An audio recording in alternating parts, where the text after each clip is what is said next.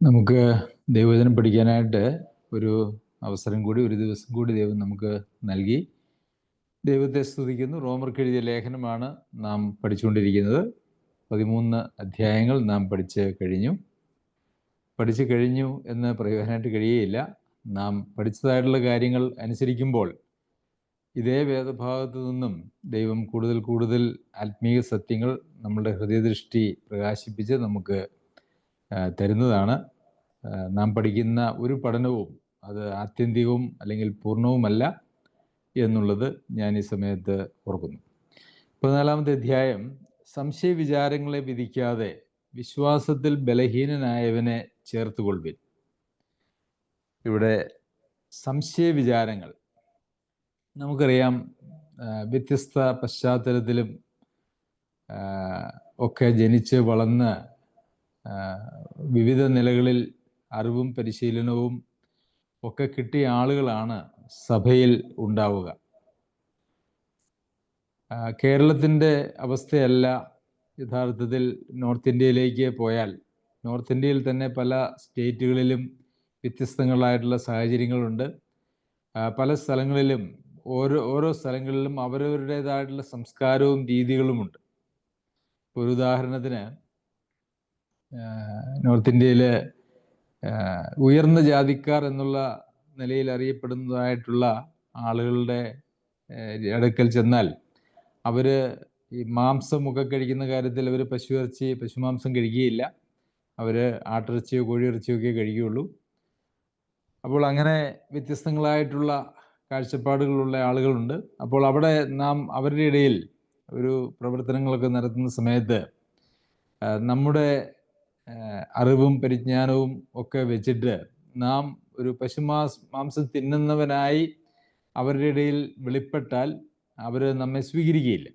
അങ്ങനെ ഒരു വിഷയമുണ്ട്. അപ്പോൾ ഇങ്ങനെ പല കാര്യങ്ങളിലും വ്യത്യസ്തങ്ങളായിട്ടുള്ള സ്വഭാവ വിശേഷങ്ങളും കാഴ്ചപ്പാടുകളുമുള്ള ഒരു സമൂഹമാണ് പ്രത്യേകിച്ച് ഇന്ത്യ എന്ന് പറയുന്നത്. നമുക്കറിയാമല്ലോ, ഭാഷ വ്യത്യാസം, സംസ്കാരം വ്യത്യാസം, ജാതി വ്യവസ്ഥകളുണ്ട്, അങ്ങനെയൊക്കെയുള്ള കാര്യങ്ങളുണ്ട്. അപ്പോൾ ഇവിടെ നാം 1-ാമത്തെ വാക്യത്തിലും തുടർന്നുള്ള വാക്യങ്ങളിലും നാം പഠിക്കുന്നത് ഇതുമായിട്ട് ബന്ധപ്പെട്ട കാര്യങ്ങളാണ്. സംശയ വിചാരങ്ങളെ വിധിക്കാതെ വിശ്വാസത്തിൽ ബലഹീനനായവനെ ചേർത്തുകൊള്ളുവിൻ. അപ്പോൾ ഇതിനകത്ത് ശരി തെറ്റ് എന്നുള്ളതല്ല യഥാർത്ഥത്തിൽ നമ്മെ നിയന്ത്രിക്കുന്നതായിട്ടുള്ള കാര്യമെന്ന് പറയുന്നത്. പശുമാംസം തിന്നുന്നത് ശരിയാണോ എന്ന് ചോദിച്ചാൽ ശരിയാണ്, അത് തെറ്റല്ല. എന്നാൽ അത് കഴിക്കാത്തവരായ ഒരു കൂട്ടം ആളുകളുടെ ഇടയിൽ നാം അത് കഴിക്കുന്ന ഒരു പ്രവണത എടുത്താൽ തീർച്ചയായിട്ടും അവരുടെ ഇടയിൽ അവരെ നമുക്ക് സ്വാധീനിക്കുവാൻ കഴിയുന്നതല്ല എന്നുള്ളതാണ് ഒരു യാഥാർത്ഥ്യം എന്ന് പറയുന്നത്. അപ്പോൾ ഇവിടെ അങ്ങനെ ശരിയോ തെറ്റോ എന്ന് തീർത്ത് പറയാൻ കഴിയാത്തതും ആയിട്ടുള്ള പല കാര്യങ്ങളും ഇന്ന് നമുക്ക് സമൂഹത്തിൽ കാണുവാനായിട്ട് സാധിക്കും. അങ്ങനെയുള്ള കാര്യങ്ങളെ സംബന്ധിച്ച് ഒരു വിധി പ്രഖ്യാപിക്കരുത്, മറിച്ച് അങ്ങനെ എന്തെങ്കിലും ചില കാര്യങ്ങളിൽ തെറ്റ് എന്ന് ആരെങ്കിലും വിചാരിക്കുന്നുണ്ടെങ്കിൽ അവരെ വിധിക്കാതെ അങ്ങനെയുള്ള ആളുകളെ നമ്മൾ ചേർത്തുകൊള്ളണം. അവരെക്കുറിച്ച് പറയുന്നത് വിശ്വാസത്തിൽ ബലഹീനനായവനെ. അപ്പോൾ അങ്ങനെ നിസാര കാര്യങ്ങളിൽ ഇടർച്ച വരുന്ന ആളുകളെ കുറിച്ച് പറയുന്നത് അവരെ വിശ്വാസത്തിൽ ബലഹീനരായവർ എന്നാണ്. അപ്പോൾ വിശ്വാസത്തിൽ ശക്തരായി കഴിയുമ്പോൾ അങ്ങനെ നിസ്സാരമായിട്ടുള്ള കാര്യങ്ങളിലൊന്നും ആളുകൾക്ക് ഇടർച്ച വരികയില്ല. എന്നാൽ പലപ്പോഴും വിശ്വാസത്തിൻ്റെ ബലഹീനത കൊണ്ട് ഇടർച്ച വരുന്നതായിട്ടുള്ള ആളുകളുണ്ട്. എന്നാൽ ചില സമയങ്ങളിലൊക്കെ അത് ആളുകളുടെ ഒരു മത്സര മനോഭാവത്തിൽ നിന്നും തർക്കങ്ങൾ ഉണ്ടാവാറുണ്ട് എന്നുള്ളതൊരു യാഥാർത്ഥ്യമാണ്. പ്രത്യേകിച്ച് വിശ്വാസികൾക്ക് സ്വാതന്ത്ര്യമുള്ളതായിട്ടുള്ള അനേകം മേഖലകളുണ്ട്. നമുക്കറിയാമല്ലോ, ദൈവവചനത്തിൽ അരുത് എന്ന് പറഞ്ഞിരിക്കുന്ന കാര്യങ്ങളിൽ നമുക്ക് ആർക്കും ഒരു സ്വാതന്ത്ര്യമില്ല. എന്നാൽ ദൈവവചനം അതിനെക്കുറിച്ച് അരുത് എന്നോ ഒന്നും പറയാത്തതായിട്ടുള്ള ധാരാളം മേഖലകളുണ്ട്. ഇപ്പോൾ ഉദാഹരണത്തിന്, മാംസം കഴിക്കുന്നതിനെ സംബന്ധിച്ച് ഇന്ന മാംസമേ കഴിക്കാവുള്ളൂ എന്നോ അങ്ങനെയൊന്നും നമുക്കൊരു നിയമമില്ല. ശ്വാസം മുട്ടിച്ചത്തതിനെ കഴിക്കരുത് എന്നുള്ള ഒരു കാര്യം മാത്രമേ ഉള്ളൂ. അതുപോലെ തന്നെ രക്തം കഴിക്കരുത്, രക്തം ഭക്ഷിക്കരുത്, ശ്വാസം മുട്ടിച്ചത്തതിനെയും കഴിക്കരുത്. അതല്ലാതെ ഏതെങ്കിലും പക്ഷികളെയോ മൃഗങ്ങളെയോ കഴിക്കുന്നതിൽ പുതിയ നിയമത്തിൽ യാതൊരു വക നിയന്ത്രണങ്ങളുമില്ല. അതില്ലാതിരിക്കെ തന്നെ ചില ആളുകൾക്ക് അത് ശരിയല്ല എന്ന് അവരുടെ വിശ്വാസത്തിൻ്റെ ബലഹീനാവസ്ഥയിൽ അവർക്ക് തോന്നുവാനായിട്ടുള്ള സാധ്യതയുണ്ട്. അപ്പോൾ അങ്ങനെ തോന്നിയാൽ അവരെ നമ്മൾ മുറിപ്പെടുത്തുവാനല്ല, അവരെ ചേർത്ത് കൊള്ളണം. അവർ വിശ്വാസത്തിൽ ബലഹീനരാണ്. എന്നാൽ അവരെല്ലാ കാലത്തും വിശ്വാസത്തിൽ ബലഹീനരായി അങ്ങനെ തുടരണം എന്നുള്ളതൊന്നുമല്ല ദൈവിക പരിപാടി എന്ന് പറയുന്നത്. വിശ്വാസത്തിൽ ബലഹീനനായി തുടരാനായിട്ടുള്ള യാതൊരു അനുവാദവുമില്ല ഒരു വ്യക്തിക്കും. അവർ ദൈവവചനം പഠിക്കുകയും അത് മനസ്സിലാക്കുകയും ഒക്കെ ചെയ്യുമ്പോൾ അവർ പക്വതയിലേക്ക് വരികയും വിശ്വാസത്തിൽ ബലപ്പെട്ട് അവർ അങ്ങനത്തെ നിസ്സാര കാര്യങ്ങളിൽ ഇടർച്ച വരാത്തവരായിട്ട് അവർ തീരും.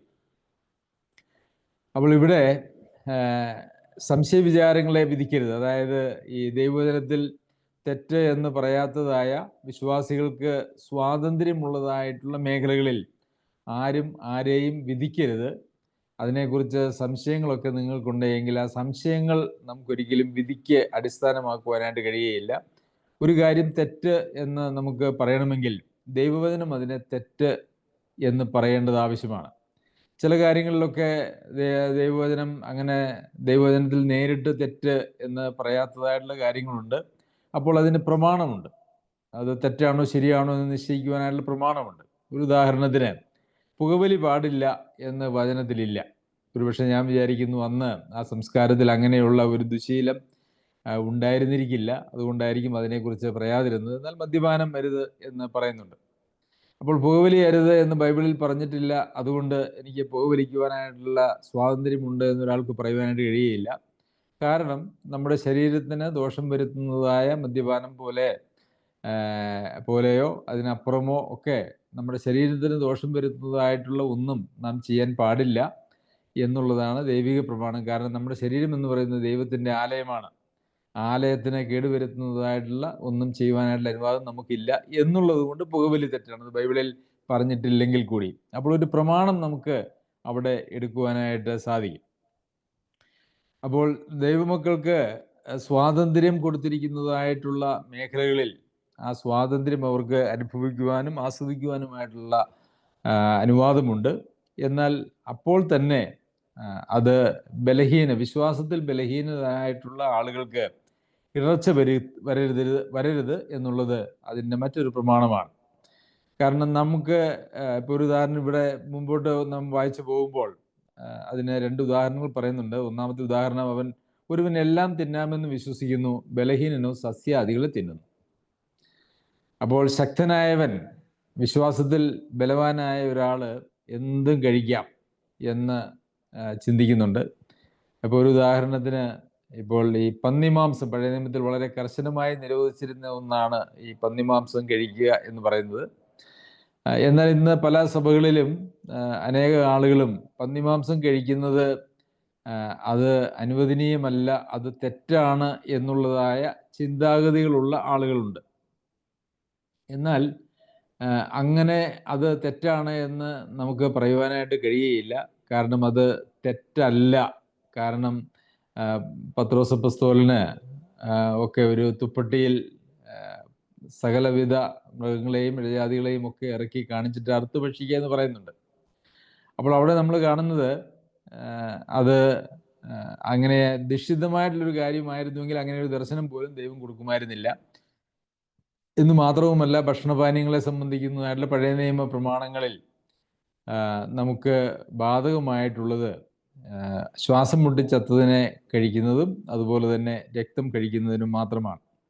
അപ്പോൾ ഇവിടെ ഒരാൾ വെജിറ്റേറിയനാണ്, ഒരാൾ നോൺ വെജിറ്റേറിയനാണ്. ഇറച്ചിയൊക്കെ തിന്നും, മത്സ്യമൊക്കെ കഴിക്കും. അപ്പോൾ ഇറച്ചി തിന്നാത്തതായിട്ടുള്ള കഴിക്കുന്നതായിട്ടുള്ള ആളെക്കുറിച്ച് അവർ ചിന്തിക്കുന്നത് ഇവർ ചെയ്യുന്നത് തെറ്റാണ്, ദൈവത്തിനത് ഇഷ്ടമില്ല, നമ്മളത് പാടില്ല എന്നൊക്കെയാണ്. എന്നാൽ അങ്ങനെ വിധിക്കാനായിട്ട് പാടില്ല എന്ന് പറയുമ്പോൾ തന്നെ നാം കൊരിന്ത്യർ ലേഖനത്തിലേക്ക് വരുമ്പോൾ അവിടെ മറ്റുള്ളവർക്ക് ഇടർച്ച വരുത്തുന്ന ഒരു കാര്യവും ഞാൻ ചെയ്യില്ല എന്ന് പൗലോസ് അപ്പോസ്തലൻ വളരെ കൃത്യമായിട്ട് തന്നെ ഇതേപോലെ മാംസം ഭക്ഷിക്കുന്നതിനെക്കുറിച്ചോ വിഗ്രഹാർപ്പിതം ഭക്ഷിക്കുന്നതിനെക്കുറിച്ചോ ഒക്കെ പറയുമ്പോൾ അത് ഇടർച്ച വരുത്തുന്ന ഒന്നും ഞാൻ ചെയ്യില്ല എന്ന് പറഞ്ഞിരിക്കുന്നത് നമുക്ക് കാണുവാനായിട്ട് സാധിക്കും. ഒരുവൻ എല്ലാം തിന്നാമെന്ന് വിശ്വസിക്കുന്നു, എന്നാൽ ചിലർ സസ്യാദികളെ മാത്രമേ തിന്നുകയുള്ളൂ. ഇതിനെക്കുറിച്ച് കർത്താവ് പറഞ്ഞതായിട്ടുള്ള ചില കാര്യങ്ങൾ നമുക്ക് ഈ സമയത്ത് ചിന്തിക്കേണ്ടത് ആവശ്യമാണ്.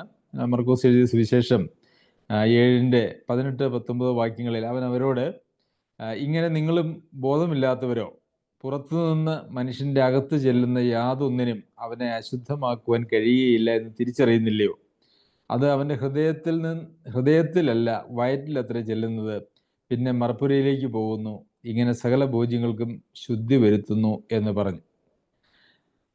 അപ്പോൾ പുറമേ നിന്ന് മനുഷ്യൻ്റെ അകത്ത് ചെല്ലുന്നതൊന്നും മനുഷ്യനെ അശുദ്ധനാക്കുകയില്ല, എന്നാൽ അകമേ നിന്ന് പുറമേക്ക് വരുന്നതാണ് അശുദ്ധനാക്കുന്നത് എന്നും നമ്മൾ വായിക്കുന്നുണ്ട്.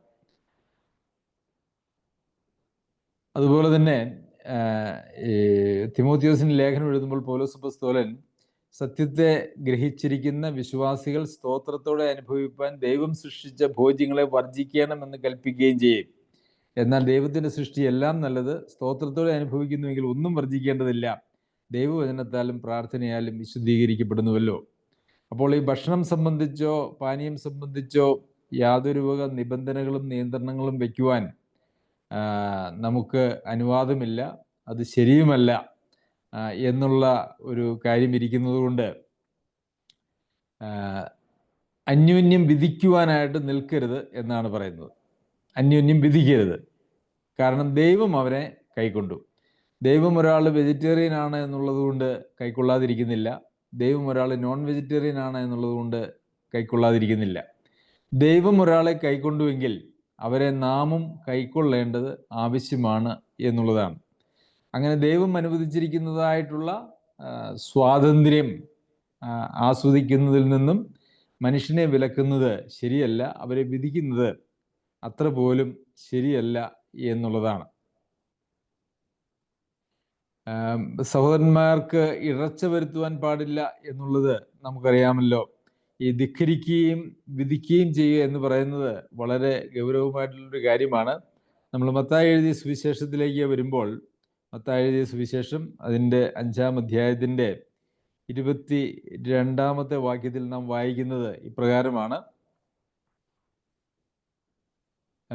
21 മുതലുള്ള വാക്യങ്ങൾ, കൊല ചെയ്യരുത് എന്നും ആരെങ്കിലും കൊല ചെയ്താൽ ന്യായവിധിക്ക് യോഗ്യനാകുമെന്ന് പൂർവന്മാരോട് അരുളി ചെയ്തത് നിങ്ങൾ കേട്ടിട്ടുണ്ടല്ലോ. ഞാനോ നിങ്ങളോട് പറയുന്നത്, സഹോദരനോട് കോപിക്കുന്നവനെല്ലാം ന്യായവിധിക്ക് യോഗ്യനാകും. സഹോദരനോട് നിസ്സാര എന്ന് പറഞ്ഞാലോ ന്യായാധിപ സഭയുടെ മുമ്പിൽ നിൽക്കേണ്ടി വരും. മൂഢ എന്ന് പറഞ്ഞാലോ അഗ്നി നരകത്തിന് യോഗ്യനാവും. അപ്പോൾ സഹോദരന്മാരോട് ഉള്ള നമ്മുടെ ബന്ധം എന്ന് പറയുന്നത് അത് സ്വർഗീയ തലത്തിലുള്ള ഒരു ബന്ധമാണ്. വീണ്ടും ജനനം പ്രാപിച്ച് ദൈവാത്മാവ് വസിക്കുന്നതായിട്ടുള്ള ദൈവമക്കൾ തമ്മിലുള്ളതായ ആത്മീക ബന്ധം എന്ന് പറയുന്നത് നമ്മൾ ഇന്ന് ലോകത്തിൽ കാണുന്നതായിട്ടുള്ള ബയോളജിക്കലായിട്ടുള്ള അല്ലെങ്കിൽ ജന്മം കൊണ്ടുള്ള ബന്ധങ്ങളെക്കാളൊക്കെ വളരെ വലുതാണ് എന്ന് നാം മനസ്സിലാക്കണം. കാരണം ഇവിടെ എന്തുകൊണ്ടാണ് ഒരു സഹോദരനോട് കോപിക്കുകയോ അതല്ല എങ്കിൽ നിസ്സാര എന്ന് പറയുകയോ മൂഢ എന്ന് പറയുകയോ ചെയ്താൽ അതിന് വളരെ ഗൗരവമായിട്ടുള്ള ശിക്ഷ ദൈവം പറഞ്ഞിരിക്കുന്നത് എന്നുള്ളത് നമ്മൾ ചിന്തിച്ചാൽ നമുക്ക് മനസ്സിലാക്കുവാൻ കഴിയുന്നത്, ദൈവത്തിൻ്റെ സാദൃശ്യത്തിലും സ്വരൂപത്തിലുമാണ് ദൈവം മനുഷ്യനെ സൃഷ്ടിച്ചിരിക്കുന്നത്. അവരെ അങ്ങനെ ദുഷിക്കുവാനായിട്ട് നമുക്ക് അനുവാദമില്ല. അതതിൻ്റെ ഒരു കാര്യം. രണ്ടാമത്തെ കാര്യം, പ്രത്യേകിച്ച് അവർ കർത്താവിൽ സഹോദരന്മാരാണെങ്കിൽ അവരുടെ വില എന്ന് പറയുന്നത്, അല്ലെങ്കിൽ അവരിൽ വസിക്കുന്നത് കർത്താവാണ്, അവരെ വീണ്ടെടുത്തിരിക്കുന്നത് കർത്താവാണ്, അവർ കർത്താവിൻ്റെ സ്വന്തമാണ്. അപ്പോൾ അങ്ങനെയുള്ള ഒരാളെ നാം വിധിക്കുകയോ അല്ലെങ്കിൽ നിന്ദിക്കുകയോ പരിഹസിക്കുകയോ ഒക്കെ ചെയ്യുമ്പോൾ യഥാർത്ഥത്തിൽ നാം ആ പരിഹാസം ചെന്ന് വീഴുന്നത് കർത്താവിൻ്റെ മേലാണ്. അത് വളരെ ഗൗരവമായിട്ടുള്ള ഒരു തെറ്റാണ്. കാരണം നമ്മൾ വിചാരിക്കും ഞാൻ ഇന്ന ആളോടല്ലേ പറഞ്ഞത്, അല്ലാതെ ഞാൻ ദൈവത്തോടൊന്നും അല്ലല്ലോ പറഞ്ഞതെന്നൊരു പക്ഷേ നമുക്ക് ചിന്തിക്കാൻ സാധ്യതയുണ്ട്. എന്നാൽ നാം സംസാരിച്ചത് അവിവേകമായി, ദുർവർത്തമാനമായി, കോപിക്കുകയോ ഒക്കെ ചെയ്തിരിക്കുന്ന ആളൊരു ദൈവപൈതലാണെങ്കിൽ നമ്മളുടെ ആ ദുഷ്ടത, ആ വാക്ക്, ദുഷ്ടമായിട്ടുള്ള അല്ലെങ്കിൽ തെറ്റായിട്ടുള്ള ആ വാക്ക് ചെല്ലുന്നത് ദൈവത്തിൻ്റെ അല്ലെങ്കിൽ കർത്താവിൻ്റെ മേലേക്കാണ് എന്നുള്ളത് നമുക്ക് മറക്കുവാനായിട്ട് പാടില്ല. നാം പലപ്പോഴും ചിന്തിച്ചിട്ടുണ്ട്, ശൗലിന് കർത്താവ് പ്രത്യക്ഷപ്പെട്ട് ശൗലിനോട് സംസാരിക്കുമ്പോൾ നീ ആരാകുന്നു കർത്താവേ എന്ന് ചോദിക്കുന്നതിന് മറുപടിയായിട്ട് നീ ഉപദ്രവിക്കുന്ന എന്നാണ് പറയുന്നത്. ക്രിസ്തുവാണ് ഞാൻ, യേശുവാണ് ഞാൻ. അപ്പോൾ അങ്ങനെ യേശുവിനെ ക്രൂശിച്ചതിലൊന്നും പൗലോസ് അപ്പോസ്തലന് പങ്കുള്ളതായിട്ട് നമുക്ക് വായനയോ അല്ലെങ്കിൽ സൂചനയോ ഇല്ല എന്നുള്ളത് ശരിയാണ്. എന്നാൽ കർത്താവിൽ വിശ്വസിച്ച ആദിമസഭയിലെ അംഗങ്ങളെ കൊല്ലുവാനും അതുപോലെ തന്നെ അവരെ തടവിലാക്കുവാനുമുള്ള അധികാരവും അതിനുള്ള ഉത്തരവാദിത്വവും ഉണ്ടായിരുന്ന ഒരാളാണ്. അപ്പോൾ ശൗൽ അങ്ങനെ വിശ്വാസികളെ അങ്ങനെ ചെയ്തപ്പോൾ അത് കർത്താവിനെതിരെ ചെയ്തതായിട്ട് കർത്താവ് ഏറ്റെടുത്തിരിക്കുന്നു എന്ന് നമുക്ക് കാണുവാനായിട്ട് സാധിക്കും. അതുകൊണ്ട് പ്രിയമുള്ളവരെ, സഹോദരന്മാരോടുള്ള നമ്മുടെ ബന്ധത്തിൽ നാം വളരെയേറെ ശ്രദ്ധയുള്ളവരായിരിക്കണം. നമുക്ക് ഇന്ന് സഭകളിലേക്കൊക്കെ നോക്കിയാൽ അങ്ങനെയൊരു ഗൗരവബോധം വ്യക്തിബന്ധങ്ങളിൽ, സഭാംഗങ്ങൾ തമ്മിലുള്ള വ്യക്തിബന്ധങ്ങളിൽ നമുക്ക് കാണുവാനായിട്ട് കഴിയുന്നില്ല. അന്യോന്യം വെല്ലുവിളിക്കുകയും അന്യോന്യം പരിഹസിക്കുകയും അതുപോലെ തന്നെ ബഹുമാനിക്കാതിരിക്കുകയും ചെയ്യുന്ന, ദുഷിക്കുകയും ഒക്കെ ചെയ്യുന്നതായിട്ടുള്ള അല്ലെങ്കിൽ ദുഷിപ്പ് വരുത്തുന്നതിന് കണക്കാക്കിയുള്ള സംസാരങ്ങളും ഒക്കെ നമുക്ക് ഇന്ന് അനേക സഭകളിലും കാണുവാനായിട്ട് സാധിക്കും. അത് കസേരയെടുത്ത്, ചില സഭകളിലൊക്കെ കസേരയെടുത്ത് അങ്ങോട്ടും ഇങ്ങോട്ടും കയ്യാങ്കളി നടന്നിട്ടുണ്ട് എന്ന് കേട്ടിട്ടുണ്ട്. തിരുവത്താഴ ശുശ്രൂഷയ്ക്ക് ഉപയോഗിക്കുന്നതായിട്ടുള്ള അപ്പമെടുത്ത് അടുത്തിരിക്കുന്നയാളെ ഇഷ്ടമില്ലാത്ത ആളായതുകൊണ്ട് അപ്പുറത്തെ ആളിന് എറിഞ്ഞു കൊടുത്തതായിട്ട് കേട്ടിട്ടുണ്ട്.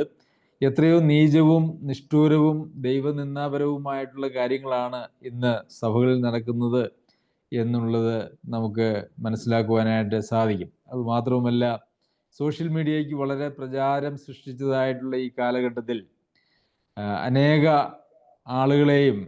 ആളുകളും അങ്ങോട്ടും ഇങ്ങോട്ടും പരസ്യമായി സോഷ്യൽ മീഡിയയിലൂടെ വെല്ലുവിളിക്കുകയും ദുഷിക്കുകയും ചെയ്യുന്നത് നമുക്ക് കാണുവാനായിട്ട് സാധിക്കും. എന്നാൽ പ്രിയമുള്ളവരെ, അങ്ങനെ ഒന്നും ചെയ്യുവാൻ നമുക്ക് യാതൊരു വക അനുവാദവുമില്ല. അതൊക്കെ വളരെ ഗൗരവമായിട്ടുള്ള ദൈവിക ഇടപെടലിന് അത് കാരണമായി തീരും. നമ്മോട് കൂടെ അപ്പം നുറുക്കുന്ന, പ്രത്യേകിച്ച് നമ്മോട് കൂടെ അപ്പം നുറുക്കുന്നതായ ആ താലത്തിൽ കൈവയ്ക്കുന്നതായിട്ടുള്ള ഒരാളെ കുറിച്ചും ദുഷിപ്പ് പറഞ്ഞു വരുത്തുവാനോ അവർക്ക് നിന്ന വരുത്തുവാനോ ഒരിക്കലും നമുക്ക് പാടുള്ളതല്ല. അവരെ സ്നേഹിക്കുകയാണ് ചെയ്യേണ്ടത്. ശത്രുക്കളെ പോലും സ്നേഹിക്കണം എന്നുള്ളതായ കർത്താവിൻ്റെ പ്രമാണം നിലനിൽക്കെ നമ്മളോടുകൂടെ അപ്പം നുറുക്കുന്നതായിട്ടുള്ള സഹോദരനെ സ്നേഹിക്കാൻ നമുക്ക് കഴിയുന്നില്ല എങ്കിൽ നമ്മിൽ ആ ദൈവികമായിട്ടുള്ള യാതൊന്നും ഇല്ല എന്നുള്ളതാണ് നമുക്ക് മനസ്സിലാക്കുവാനായിട്ട് സാധിക്കുന്നത്. എന്നാൽ ഇതൊക്കെ പറയുമ്പോഴും ഇന്ന് പല സഭകളിലും രക്ഷിക്കപ്പെടാത്തതായിട്ടുള്ള ധാരാളം ആളുകൾ കടന്നുകൂടിയിട്ടുണ്ട്. അവരെപ്പോഴും ഒരു പ്രശ്നക്കാരായിട്ട് ഇരിക്കുന്നു. രക്ഷിക്കപ്പെടാത്തതായിട്ടുള്ള ദൈവാത്മാവ് വസിക്കാത്തതായിട്ടുള്ള ആളുകൾക്ക് സഹോദരങ്ങളെ അംഗീകരിക്കുവാനോ സ്നേഹിക്കുവാനോ അവർക്ക് കഴിയുകയില്ല. അതവർക്ക് അവരങ്ങനെ വിചാരിച്ചാൽ പോലും അവർക്ക് കഴിയുകയില്ല. കാരണം ആ സ്നേഹത്തിന് അടിസ്ഥാനപ്പെട്ടുള്ളതായ പരിശുദ്ധാത്മാവിൻ്റെ കൃപയും വ്യാപാരവും അവരിൽ വസിക്കുന്നില്ല എന്നുള്ളത് കൊണ്ട് തന്നെയാണ്. അപ്പോൾ ഇന്ന് അനേക സഭകളിലും നാം കാണുന്നതായിട്ടുള്ള വഴക്കുകളുടെയും ഒക്കെ അടിസ്ഥാനം എന്ന് പറയുന്നത് അവരിൽ ദൈവാത്മാവ് വസിക്കുന്നില്ല, വീണ്ടും ജന്മം പ്രാപിച്ചിട്ടില്ല, ദൈവസ്നേഹം പകരപ്പെട്ടതായിട്ടുള്ള ആത്മാവ് അവരിലില്ല എന്നുള്ളതാണ്. ജഡിയന്മാരും പ്രാകൃതന്മാരുമായിട്ടുള്ള ആളുകളാൽ, അങ്ങനെയുള്ള ആളുകൾ ബഹുഭൂരിപക്ഷമായിരുന്നാൽ അങ്ങനെയുള്ളൊരു സഭയെ സംബന്ധിച്ച് നമുക്ക് കാണാൻ കഴിയുന്ന അങ്ങനെയുള്ള സഭകളെ വിട്ട് ഒഴിവായി പോകണം എന്നുള്ള ഒരു നിർദ്ദേശമാണ് വചനത്തിൽ നമുക്ക് കാണാനായിട്ട് കഴിയുന്നത്. എന്നാൽ ഭൂരിപക്ഷവും ഭക്തന്മാരായിട്ടുള്ള ആളുകളാണ് എങ്കിൽ അങ്ങനെ തെറ്റായിട്ടുള്ള ജീവിതശൈലി നയിക്കുന്നതായിട്ടുള്ള ആളുകൾ അവർ ഒരു മത്സരികളല്ല എങ്കിൽ അവർ മാനസാന്തരപ്പെട്ട് അവർ തിരിച്ചു വരുവാനായിട്ടുള്ള സാധ്യതയുണ്ട്. കാരണം ദൈവാത്മാവിനാൽ നിയന്ത്രിക്കപ്പെടുന്നതായിട്ടുള്ള ആളുകൾക്ക് ഒരിക്കലും ഒരു ജഡികിന് പിന്നാലെ പോകുവാനായിട്ട് കഴിയുകയില്ല. പലപ്പോഴും പല സഭകളിലും ആ സഭകളിൽ അംഗമായിരിക്കുന്ന ആളുകൾ തന്നെ ഭിന്നതയുണ്ടാക്കുന്നതായ ധാരാളം സന്ദർഭങ്ങൾ നമുക്ക് അറിയുവാനായിട്ട് സാധിക്കും. അങ്ങനെ ഒരു ഭിന്നത ഉണ്ടാക്കി പോകുവാനായിട്ടല്ല, അങ്ങനെ ഒരു സഭ നമുക്ക് യോഗ്യമല്ല എങ്കിൽ ആ സഭയിൽ നിന്ന് നമ്മൾ മാറിപ്പോവുക എന്നുള്ളത് മാത്രമാണ്. അതല്ലാതെ അവിടെ വഴക്കുണ്ടാക്കാനായിട്ടൊന്നും നമുക്ക് യാതൊരു വക അനുവാദവുമില്ല. അപ്പോൾ അങ്ങനെ നമ്മെ സംബന്ധിച്ചിടത്തോളം ശത്രുക്കളെ സ്നേഹിക്കണമെന്നുള്ള പ്രമാണം നിലനിൽക്കെ ബലഹീനനായിട്ടുള്ള ഒരു സഹോദരൻ അവന് ഒരു നിലയിലും ഒരു കുഴപ്പവും വരാതെ അവനെ സ്നേഹിക്കേണ്ടത്, ബഹുമാനിക്കേണ്ടത്, അവനെ ചേർത്ത് നിർത്തേണ്ടത്. ഇവിടെ പറഞ്ഞിരിക്കുന്നത് ബലഹീനനായവനെ ചേർത്തുകൊള്ളുവിനെന്നാണ്. തെസ്സലോനിക്കർക്ക് എഴുതിയ ലേഖനത്തിൽ ബലഹീനനെ ഉൾക്കരുത്തില്ലാത്തവരെ താങ്ങുവിൻ, ബലഹീനനെ താങ്ങുവിൻ, ഉൾക്കരുത്തില്ലാത്തവരെ ധൈര്യപ്പെടുത്തുവിൻ. തെസ്സലോനിക്കർക്ക് എഴുതിയ 1-ാം ലേഖനം 5-ാം അധ്യായത്തിൽ നാം അങ്ങനെയാണ് വായിക്കുന്നത്. ശരി, എന്തുകൊണ്ടാണ് മറ്റ് ഒരു സഹോദരനെ ധിക്കരിക്കുവാനോ അവരെ വിധിക്കുവാനോ പാടില്ല എന്ന് പറയുന്നത്? പാടില്ല എന്ന് പറഞ്ഞു, എന്നാൽ അതെന്തുകൊണ്ടാണ്? അതിന് കാരണമാണ് 4-ാമത്തെ വാക്യത്തിൽ നമുക്ക് കാണുവാനായിട്ട് കഴിയുന്നത്. മറ്റൊരുത്തൻ്റെ ദാസനെ വിധിപ്പാൻ നീ ആർ? അവൻ നിൽക്കുന്നതോ വീഴുന്നതോ സ്വന്തം യജമാനത്രേ. അവൻ നിൽക്കും താനും അവനെ നിൽക്കുമാറാക്കുന്നവൻ ആക്കുവാൻ കർത്താവിന് കഴിയുമല്ലോ. മറ്റൊരുവൻ്റെ ദാസനെ വിധിപ്പാൻ നീ ആർ? നമുക്കറിയാം, ഞാൻ ഫെഡറൽ ബാങ്കിൽ ജോലി ചെയ്തിരുന്ന ഒരാളാണ്. ഫെഡറൽ ബാങ്കിൽ ജോലി ചെയ്യുമ്പോൾ നമ്മുടെ കീഴിൽ അവിടെ ഉദ്യോഗസ്ഥന്മാരുണ്ട്. എന്നാൽ ഞാൻ ജോലി ചെയ്തിരുന്ന പല സ്ഥലങ്ങളിലും മറ്റ് ബാങ്കുകളും ഉണ്ട്. സ്റ്റേറ്റ് ബാങ്ക് ഉണ്ടായിരുന്നു, അല്ലെങ്കിൽ കാനറ ബാങ്ക് ഉണ്ട്. ഒരിക്കലും അങ്ങനെ ഒരു കാനറ ബാങ്കിൽ കയറി ചെന്നിട്ട് അവിടുത്തെ ജോലിക്കാരോട് നമുക്കൊന്നും പറയുവാനായിട്ടുള്ള അവകാശമില്ല. കാരണം അവരുടെ യജമാനൻ വേറെയാണ് എന്ന് പറഞ്ഞതുപോലെ മറ്റൊരുത്തൻ്റെ ദാസന്, ആരാണ് ഈ മറ്റൊരുത്തനെന്ന് പറയുന്നത്? കർത്താവായ യേശു ക്രിസ്തു. എല്ലാവരും കർത്താവായ യേശു ക്രിസ്തുവിൻ്റെ ദാസന്മാരാണ്. നമുക്ക് ദാസന്മാരായിട്ട് നമുക്ക് വേണ്ടും പോലെ, നമുക്ക് തോന്നുന്നത് പോലെ ഇടപെടാനും കൈകാര്യം ചെയ്യുവാനും കഴിയുന്ന ആളുകളല്ല നമ്മുടെ സഭയിലെ അംഗങ്ങൾ. നമുക്കൊരാളെക്കുറിച്ചും അങ്ങനെ വളരെ ദോഷമായിട്ട് സംസാരിക്കുവാനായിട്ട് അവകാശമില്ല. എന്തെങ്കിലും ഒരു അഭിപ്രായ വ്യത്യാസമോ അല്ലെങ്കിൽ അഭിപ്രായമോ ഉണ്ടെങ്കിൽ അത് നേരിട്ട് സംസാരിച്ച് അതിൽ കൃത്യത വരുത്തുകയാണ് വേണ്ടത്. അങ്ങനെ അതിന് മനസ്സില്ലാതെ അത് മറ്റുള്ളവരോട് പറഞ്ഞു നടക്കുന്ന ഒരു സ്വഭാവം എന്ന് പറയുന്നത് മറ്റൊരുവൻ്റെ ദാസനെ വിധിക്കുന്നതായ ഒരു പ്രവണതയാണ് എന്ന് നമുക്കറിയാമല്ലോ. പ്രിയമുള്ളവരെ, അങ്ങനെ ചെയ്യുവാനായിട്ട് നമുക്ക് അനുവാദമില്ല. എന്നാൽ വിധിക്കണം എന്നുള്ള ഒരു കൽപ്പനയും നമുക്ക് വചനത്തിൽ കാണുവാനായിട്ട് കഴിയും. അത് ദൈവവചനത്തിലെ പ്രമാണങ്ങളുടെ ലംഘനം സഭയിൽ ഒരാൾ നിരന്തരമായി കാണിച്ചാൽ, അദ്ദേഹം മാനസാന്തരപ്പെടാൻ കൂട്ടാക്കാതെയും ഇരുന്നാൽ അങ്ങനെയുള്ളവരെ വിധിക്കണം, അവരെ സഭയിൽ നിന്ന് പുറത്താക്കണം, ഞാൻ വിധി കൽപ്പിച്ചിരിക്കുന്നു എന്നൊക്കെ പൗലോസ് അപ്പോസ്തലൻ പറയും. എന്നാൽ ഇവിടെ അങ്ങനെയുള്ള ഒരു കാര്യമല്ല എന്നുള്ളത് നമുക്കറിയാമല്ലോ. വിശ്വാസികൾക്ക് ദൈവം കൊടുത്തിരിക്കുന്നതായിട്ടുള്ള സ്വാതന്ത്ര്യമുണ്ട്. അവർക്ക് എന്ത് ഭക്ഷിക്കാനും അവർക്കൊരു അനുവാദം കൊടുത്തിട്ടുണ്ട്. അതുകൊണ്ട് അതിൽ കൈകടത്തിക്കൊണ്ട് ആളുകളെ വിധിക്കുവാനായിട്ട് ഒരു അവകാശവും നമുക്കില്ല. കാരണം ദൈവം അനുവദിച്ചിരിക്കുന്നതാണ്, ദൈവത്തിൻ്റെ ദാസനാണ്. അങ്ങനെ ഒരാളെ നമുക്ക് കുറ്റം വിധിക്കുവാൻ കഴിയുകയില്ല. എന്നാൽ ദൈവവചനത്തിലെ ഒരു പ്രമാണത്തെ ലംഘിക്കുമ്പോൾ അത് വളരെ ഗൗരവമായിട്ടുള്ളൊരു കാര്യവുമാണ് എന്ന് നമുക്കറിയാം. ഒരു ഉദാഹരണത്തിന്, സഭയിൽ ഭിന്നത വരുത്തുന്നവനെ 1-2 വട്ടം ബുദ്ധി ഉപദേശിച്ചിട്ട് അവനെ ഒഴിഞ്ഞു കളയുക എന്നുള്ളതാണ്. അപ്പോൾ അവരെ സഭയിൽ നിന്ന് പുറത്താക്കുകയാണ്. അതുപോലെ തന്നെ മത്തായി എഴുതിയ സുവിശേഷം 18-ാമത്തെ അധ്യായത്തിലും, ഒരു സഹോദരൻ നിന്നോട് പിഴച്ചാൽ നീയും അവനും മാത്രമുള്ളപ്പോൾ അവനെ കുറ്റം ബോധം വരുത്തുക, നിന്നെ കേൾക്കാഞ്ഞാൽ 2-3 പേരെ കൂട്ടിക്കൊണ്ടുപോയി ബോധം വരുത്തുക, അവരെയും കൂട്ടാക്കാഞ്ഞാൽ സഭയെ അറിയിക്കുക, സഭയെയും കൂട്ടാക്കാഞ്ഞാൽ അവൻ ചുങ്കക്കാരനും പ്രജാതിക്കാരനും പോലെ അവൻ ഇരിക്കട്ടെ എന്നുള്ളതാണ് പ്രമാണം. അതും ഒരു വിധി കൽപ്പിക്കലാണ്. പക്ഷെ അവിടെയൊക്കെ ദൈവവചനത്തിൻ്റെ പ്രമാണങ്ങളെ ലംഘിക്കുന്നിടത്തും മാനസാന്തരപ്പെടാൻ കൂട്ടാക്കാതിരിക്കുന്നിടത്തും മാത്രമാണ് അങ്ങനെ ഒരു അവസ്ഥ ഉള്ളത് എന്നുള്ളത് നമുക്കറിയാം. അപ്പോൾ മറ്റൊരുവൻ്റെ ദാസനെ വിധിക്കാൻ, ന്യായമല്ലാതെ വിധിക്കാൻ നമുക്ക് അവകാശമില്ല. പ്രത്യേകിച്ച് ഇത്തരം കാര്യങ്ങളിൽ സംശയ വിചാരങ്ങളുടെ അടിസ്ഥാനത്തിൽ വിശ്വാസത്തിൽ ബലഹീനനായവരെ വിധിക്കുവാനായിട്ട് കഴിയില്ല. ചില ആളുകൾ ഇങ്ങനെ പറയാറുണ്ട്, സ്തോത്രം ചെയ്യുമ്പോൾ എല്ലാവരും എഴുന്നേറ്റ് നിൽക്കണം. യഥാർത്ഥത്തിൽ ദൈവവചനത്തിൽ അങ്ങനെയൊന്നുമില്ല. പലപ്പോഴും അവരുടെ കാൽക്കൽ വീണ്, കർത്താവിൻ്റെ കാൽക്കൽ വീണു എന്ന് നമുക്ക് കാണാനായിട്ട് കഴിയും.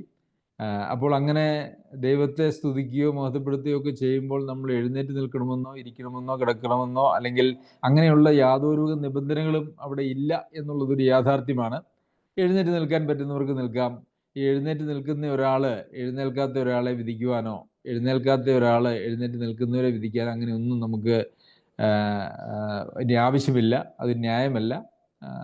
കാരണം നിൽക്കുവാൻ കഴിയാത്തവർക്ക് എഴുന്നേറ്റ് നിൽക്കാം, എഴുന്നേറ്റ് നിൽക്കാൻ കഴിയാത്തവർക്ക് ഇരിക്കാം. അങ്ങനെയൊക്കെയുള്ള നിൽക്കുവാൻ കഴിയാത്തവർക്ക് ഇരിക്കാം, അല്ലെങ്കിൽ എഴുന്നേറ്റ് നിൽക്കാം. അതൊക്കെ ഓരോരുത്തരുടെയും സ്വാതന്ത്ര്യത്തിൽപ്പെട്ടതായിട്ടുള്ളൊരു കാര്യമാണ്. അങ്ങനെ നിൽക്കാൻ പ്രാപ്തിയില്ലാത്ത ഒരാൾ എഴുന്നേറ്റ് നിന്ന് ശാരീരികമായിട്ടുള്ള വേദനയും പ്രയാസവും അനുഭവിച്ചുകൊണ്ട് ദൈവത്തെ സ്തുതിക്കുന്നതിൽ അവർക്ക് ശ്രദ്ധ കേന്ദ്രീകരിക്കാൻ പറ്റാതെ വരുന്നത് യഥാർത്ഥത്തിൽ ഒരു വലിയ പ്രശ്നം തന്നെയാണ്. അതുകൊണ്ട് നമ്മുടെ ശരീരത്തിൻ്റെ അവസ്ഥകളെ അറിയുന്നവനായിട്ടുള്ള ദൈവമാണ് എന്നുള്ളത് നമുക്കറിയാമല്ലോ. ദൈവത്തിന് എല്ലാം ഒന്നും മറവായിരിക്കുന്നില്ല. അതുകൊണ്ട് ദൈവം എല്ലാം അറിയുന്നു. അപ്പോൾ അങ്ങനെയുള്ള കാര്യങ്ങൾ ഞാനൊരു ഉദാഹരണം കൂടി പറഞ്ഞു എന്ന് മാത്രമേ ഉള്ളൂ. അങ്ങനെ ഇരിക്കുന്നതോ നിൽക്കുന്നതോ ഒന്നും ഒരു തെറ്റായിട്ടുള്ള കാര്യമല്ല. അതൊക്കെ സ്വാതന്ത്ര്യത്തിൻ്റെ വിഷയമാണ്. അപ്പോൾ മറ്റൊരുത്തിൻ്റെ ദാസനെ വിധിപ്പാൻ നമുക്ക് അനുവാദമില്ല. അവൻ നിൽക്കുന്നതോ വീഴുന്നതോ ഒക്കെ സ്വന്തം യജമാനനാണ്. അവൻ നിൽക്കും താനും. ഇവിടെയൊക്കെ ഇത് പറഞ്ഞിരിക്കുന്നത് ഈ വിശ്വാസത്തിൽ ബലഹീനത ഉള്ള ആളുകളെ കുറിച്ചാണ്. ദൈവം അവരെ നിർത്തും, അതായത് വിശ്വാസത്തിൽ അവരെ ശക്തിപ്പെടുത്തും. വിശ്വാസത്തിൽ ഒരാളെ ശക്തിപ്പെടുത്തുന്നതിന് ദൈവം ഒത്തിരി വഴികൾ വെച്ചിട്ടുണ്ട്. അതിന് സഹവിശ്വാസികൾ തന്നെയാണ് അവരെ പ്രബോധിപ്പിച്ചും സ്നേഹിച്ചും ബഹുമാനിച്ചും ഒക്കെ അവരെ ആത്മീയമായിട്ട് വളർത്തേണ്ടത്. അതുകൂടാതെ തന്നെ ദൈവവചന പഠനവും ധ്യാനവും ദൈവവുമായിട്ടുള്ള ബന്ധവും പ്രാർത്ഥനയും എല്ലാം ഒരാൾക്ക് ദൈവസന്നിധിയിൽ വളരുവാനായിട്ടുള്ള ധാരാളം സാധ്യതകൾ നൽകുന്നുണ്ട്. അവനെ നിൽക്കുമാറാക്കാൻ കർത്താവിന് കഴിയുമല്ലോ. ഒരുവൻ മനഃപൂർവ്വമായി കർത്താവിനെ ധിക്കരിച്ച് പോകാത്തിടത്തോളം കാലം മനുഷ്യൻ്റെ ബലഹീനതകളെ ദൈവം മനസ്സിലാക്കുകയും ദൈവം അവർക്ക് ശക്തി കൊടുക്കുകയും ചെയ്യുന്നു. എന്നാൽ പലപ്പോഴുമുള്ള ഒരു പ്രശ്നം എന്ന് പറയുന്നത്, ബലഹീനനായിരിക്കെ ഞാൻ ശക്തനാണ് എന്നുള്ള മനോഭാവത്തോടു കൂടി ജീവിക്കുന്നതായിട്ടുള്ള ആളുകളും ക്രിസ്തീയ ലോകത്ത് ധാരാളമുണ്ട്. യഥാർത്ഥത്തിൽ അവർക്ക് വചനത്തിൻ്റെ സത്യങ്ങളെ അറിയത്തില്ല, അവർ പഠിച്ചിട്ടില്ല, അവർക്ക് അല്ലെങ്കിൽ എന്തൊക്കെയോ കുറേ കാര്യങ്ങൾ അറിയാം എന്നുള്ളത് മാത്രമേ ഉള്ളൂ. അല്ലാതെ കൃത്യമായി ശ്രദ്ധാപൂർവം ദൈവവചന പഠനം അവർക്ക് ഉണ്ടായിട്ടില്ല. അവർ ബലഹീനർ തന്നെയാണ്. എന്നാൽ അവർ ഞാൻ വളരെ ശക്തനാണ് എന്ന് ചിന്തിച്ചുകൊണ്ട് അവർ മുമ്പോട്ട് പോകുമ്പോൾ ദൈവത്തിനോ സഭയ്ക്കോ സഹോദരന്മാർക്കോ അവരെ സഹായിക്കുവാനായിട്ട് കഴിയുന്നതല്ല. ആത്മാവിൽ ദരിദ്രർ ഭാഗ്യവാന്മാർ എന്നാണ് നാം മനസ്സിലാക്കുന്നത്. പ്രിയമുള്ളവരെ, നമ്മൾ ആരും അങ്ങനെ ശക്തന്മാരൊന്നുമല്ല. ദൈവം നാം ശക്തന്മാരാണോ അല്ലയോ എന്നുള്ളത് ഈ പറഞ്ഞതുപോലെ നേരത്തെ നമ്മൾ കണ്ടതുപോലെ ബലഹീന വിശ്വാസികളെ വിധിക്കുകയും അവരെ ചേർത്ത് കൊള്ളാൻ മടി കാണിക്കുകയും ഒക്കെ ചെയ്യുന്ന ആളുകളാണെങ്കിൽ യഥാർത്ഥത്തിൽ ബലഹീനർ തന്നെയാണ്, വിശ്വാസത്തിൽ ബലഹീനർ തന്നെയാണ് എന്നുള്ളത് നമുക്ക് കാണുവാനായിട്ട് സാധിക്കും. അപ്പോൾ നാം മറ്റുള്ളവരെ വിധിക്കുവാനായിട്ട് പാടില്ല, മറിച്ച് നാം ശക്തന്മാരാണ് എന്നുള്ള ഒരു കാര്യവും നമുക്ക് ഉണ്ടാകാനായിട്ട് പാടില്ല. 12-ാമത്തെ അധ്യായം നാം പഠിച്ചപ്പോൾ അവിടെ നാം ചിന്തിക്കുകയുണ്ടായി, നാം ഭാവിക്കേണ്ടതിന് മീതെ ഭാവിച്ചുയരാതെ സുബോധമാകും വണ്ണം ഭാവിക്കണം എന്ന് നമ്മളവിടെ പഠിക്കുകയുണ്ടായി. അതിനെക്കുറിച്ച് വിശദമായിട്ട് നാം അന്ന് ചിന്തിച്ചതാണ്. അതുകൊണ്ട് നമ്മളിലെല്ലാം ബലഹീനതകളുണ്ട് എന്നുള്ളതൊരു യാഥാർത്ഥ്യമാണ്. എന്നാൽ ആളുകളുടെ ബലഹീനതകൾ തമ്മിൽ അന്തരമുണ്ട്, വ്യത്യാസമുണ്ട് എന്നുള്ളത് നാം മനസ്സിലാക്കണം. അപ്പോൾ ബലഹീനരെ താങ്ങണം, ഉൾക്കരുത്തില്ലാത്തവരെ ധൈര്യപ്പെടുത്തണം. അതാണ് ക്രിസ്തീയ പ്രമാണം എന്ന് പറയുന്നത്. അതല്ലാതെ അവരുടെ വിശ്വാസത്തിന് കോട്ടം വരത്തക്ക രീതിയിൽ അവരെ വിധിക്കുകയോ അല്ലെങ്കിൽ അവരെ ഉപേക്ഷിക്കുകയോ നിന്ദിക്കുകയോ പരിഹസിക്കുകയോ ഒന്നും ചെയ്യുന്നത് വചനത്തിൻ്റെ പ്രമാണങ്ങൾ അല്ല. ശരി, അടുത്ത ഒരു ഉദാഹരണം ഇവിടെ അപ്പസ്തോലൻ പറയുന്നത്, ഒരുവൻ ഒരു ദിവസത്തേക്കാൾ മറ്റൊരു ദിവസത്തെ മാനിക്കുന്നു, വേറൊരുവൻ സകല ദിവസങ്ങളെയും മാനിക്കുന്നു. ഓരോരുത്തൻ താൻ്റെ മനസ്സിൽ ഉറച്ചിരിക്കട്ടെ. ദിവസത്തെ ആദരിക്കുന്നവൻ കർത്താവിനായി ആദരിക്കുന്നു, തിന്നുന്നവൻ കർത്താവിനായി തിന്നുന്നു, അവൻ ദൈവത്തെ സ്തുതിക്കുന്നുവല്ലോ. തിന്നാത്തവൻ കർത്താവിനായി തിന്നാതിരിക്കുന്നു, അവനും ദൈവത്തെ സ്തുതിക്കുന്നു. ഇവിടെ നമുക്ക് കാണാൻ കഴിയുന്നത് വേറൊരു വിഷയമാണ്. നമുക്കറിയാം, ചില ആളുകൾ ചില ദിവസങ്ങൾക്ക് വലിയൊരു പ്രാധാന്യം കൊടുക്കും. വെള്ളിയാഴ്ച ദിവസങ്ങൾ പൊതുവെ വിശ്വാസികളുടെ ഇടയിൽ ഒരു ഉപവാസത്തിനും പ്രാർത്ഥനയ്ക്കും പറ്റിയ ദിവസമാണ് എന്നുള്ളൊരു ചിന്തയുണ്ട്. ചില ആളുകൾ അങ്ങനെ ചിന്തിക്കുന്നുണ്ട്. എന്നാൽ യഥാർത്ഥത്തിൽ വിശ്വാസത്തിൽ പക്വതയുള്ള വിശ്വാസത്തിൽ ശക്തന്മാരായിട്ടുള്ള ആളുകൾ അവരെന്ത് പറയും? അവർ പറയുന്നത് അങ്ങനെ വെള്ളിയാഴ്ചയ്ക്കൊന്നും പ്രത്യേകിച്ച് പ്രത്യേകതയില്ല, അന്ന് പിശാച് വരുന്ന ദിവസമല്ല, ആ ദിവസത്തിൽ ഉപവാസത്തിനോ പ്രാർത്ഥനയ്ക്കോ പ്രത്യേകിച്ച് കാര്യമൊന്നുമില്ല, എല്ലാ ദിവസങ്ങളും എല്ലാ നിമിഷവും അല്ലേ നമ്മളെന്തെന്നാ വായിക്കുന്നത്? എല്ലായ്പ്പോഴും എല്ലാറ്റിനും വേണ്ടി സ്തോത്രം ചെയ്തുകൊള്ളുവിൻ, നാൾതോറും അന്യോന്യം പ്രബോധിപ്പിച്ചുകൊള്ളുവിൻ, അതർവകാലം എന്ന സ്തോത്രയാഗം ഇടപെടാതെ അർപ്പിപ്പിൻ എന്നൊക്കെ പറയുമ്പോൾ അതിന് സമയത്തിൻ്റെയോ അല്ലെങ്കിൽ ദിവസത്തിൻ്റെയോ ഒന്നും യാതൊരു വക നിബന്ധനകളും അതിനകത്ത് ഇല്ല എന്നുള്ളതാണ് ശരി. അപ്പോൾ അതുകൊണ്ട് ആരെങ്കിലും ഇനിയിപ്പോൾ ഒരാൾ വെള്ളിയാഴ്ചയാണ് ഞാൻ ഉപവസിക്കുന്നതെന്ന് പറഞ്ഞു കഴിയുമ്പോൾ നീ ആ പറഞ്ഞത് ശരിയല്ല എന്നോ അങ്ങനെയൊന്നും ബൈബിളിൽ ഇല്ല എന്നോ അവനെ വിധിക്കാനായിട്ടൊന്നും നമ്മൾ പോകേണ്ട ആവശ്യമില്ല. സഭയിൽ ദൈവവചനം പഠിപ്പിക്കുമ്പോൾ കാലക്രമത്തിൽ അവർ അത് സ്വന്തമായി അവർക്കത് ആത്മാവ് മനസ്സിലാക്കി കൊടുത്ത് അങ്ങനെയുള്ള ബലഹീനമായിട്ടുള്ള മനോഭാവങ്ങളിൽ നിന്ന് അവർ മാറി അവർ ശക്തന്മാരായി തീരും എന്നുള്ളതാണ് ശരി. അപ്പോൾ ഇങ്ങനെ ആരെങ്കിലുമൊക്കെ ഏതെങ്കിലുമൊക്കെ ദിവസത്തിന് പ്രത്യേക പ്രാധാന്യമൊക്കെ കൊടുത്തൊക്കെ എന്തെങ്കിലും ചെയ്യുന്നുണ്ടെങ്കിൽ അതൊക്കെ അവർക്ക് ദൈവത്തോടുള്ള മനോബോധം കൊണ്ടാണ്. ഇനി മാംസം തിന്നുന്നില്ല, ഞാൻ വെജിറ്റേറിയൻ ആണെന്ന് ഒരാൾ പറഞ്ഞാൽ അതും അവർ ദൈവത്തെക്കുറിച്ചുള്ളൊരു മനോബോധം കൊണ്ടാണെങ്കിൽ അത് അങ്ങനെ തന്നെ ഇരുന്നോട്ടെ, പക്ഷെ അന്യോന്യം വിധിക്കാനായിട്ട് പാടില്ല എന്നുള്ളത് ആണ് അതിൻ്റെ പ്രമാണം എന്ന് പറയുന്നത്. അതായത് നമുക്ക് ദൈവം അനുവദിച്ചിരിക്കുന്നതായിട്ടുള്ള സ്വാതന്ത്ര്യത്തിലേക്ക് മറ്റൊരാൾ കടന്നു കയറേണ്ടതായിട്ടുള്ള ആവശ്യമില്ല, മറ്റൊരാളുടെ സ്വാതന്ത്ര്യത്തിലേക്ക് നാമും കടന്നു കയറേണ്ടതായിട്ടുള്ള ആവശ്യമില്ല. നമുക്ക് വ്യക്തിപരമായിട്ടുള്ള ചില കാഴ്ചപ്പാടുകളൊക്കെ ഒരുപക്ഷെ നമ്മുടെ ജീവിതത്തിൽ കണ്ടേക്കാം. അത് നമ്മളുടെ വ്യക്തിപരമായിട്ടുള്ള തലത്തിൽ മാത്രം അത് ഇരുന്നാൽ മതിയാവുന്നതാണ്. അത് മറ്റുള്ളവരുടെ മേൽ അടിച്ചേൽപ്പിക്കുവാനായിട്ട് നമുക്ക് കഴിയുന്നതല്ല. ദൈവവചനം പാടില്ല എന്ന് പറഞ്ഞിരിക്കുന്നിടത്ത് പാടില്ല എന്ന് തന്നെയാണ്. ദൈവവചനം അനുവദിച്ചിരിക്കുന്ന സ്ഥലത്ത് അത് ആർക്കും അത് തടയുവാനായിട്ട് കഴിയുകയില്ല. ഇനി ദൈവവചനത്തിൽ അതിനൊരു സ്വാതന്ത്ര്യം തന്നിരിക്കുന്ന സ്ഥാനത്ത് അവിടെ ഒരു നിയമം ഉണ്ടാക്കുവാനായിട്ടും പാടുള്ളതല്ല. പ്രിയമുള്ളവരെ, സഭാജീവിതം, ക്രിസ്തീയ ജീവിതം എന്നൊക്കെ പറയുന്നത് നമ്മളേറെ മനസ്സിലാക്കി നാം മുമ്പോട്ട് പോയില്ല എങ്കിൽ സഭയിൽ അനാവശ്യമായിട്ടുള്ള പ്രശ്നങ്ങളും തർക്കങ്ങളും ഭിന്ന സ്വരങ്ങളും ഒക്കെ ഉണ്ടാകാനായിട്ടുള്ള സാധ്യതയുണ്ട്. അതുകൊണ്ട് ദൈവവചനത്തിൽ നമുക്ക് വേണ്ടതെല്ലാം ഉണ്ട് അല്ലേ? ജീവനും ഭക്തിക്കും വേണ്ടി ഇതൊക്കെയും ദൈവം നമുക്ക് ദാനം നൽകിയിരിക്കുന്നു എന്നാണ് പത്രോസ് എഴുതിയ ലേഖനത്തിൽ നാം വായിക്കുന്നത്. നമുക്ക് വേണ്ടുന്നതെല്ലാം ദൈവവചനത്തിൽ നമുക്ക് നേരിട്ടോ അല്ലെങ്കിൽ പ്രമാണങ്ങളായിട്ടോ തന്നിട്ടുണ്ട്. അതിനോട് നാം ചേർന്നിരിക്കുകയും ആ നിലയിൽ നാം മുമ്പോട്ട് പോവുകയും ചെയ്യണം. അന്യോന്യം വിധിക്കുകയും ഒക്കെ ചെയ്താൽ അത് സഭാജീവിതത്തിന് തടസ്സമായിട്ട് വരും, അതിനുള്ള സാധ്യതയുണ്ട്. സർവശക്തനായ ദൈവം നമ്മെ സഹായിക്കട്ടെ. അവൻ്റെ അതിപരിശുദ്ധ നാമം വാഴ്ത്തപ്പെടുമാറാകട്ടെ.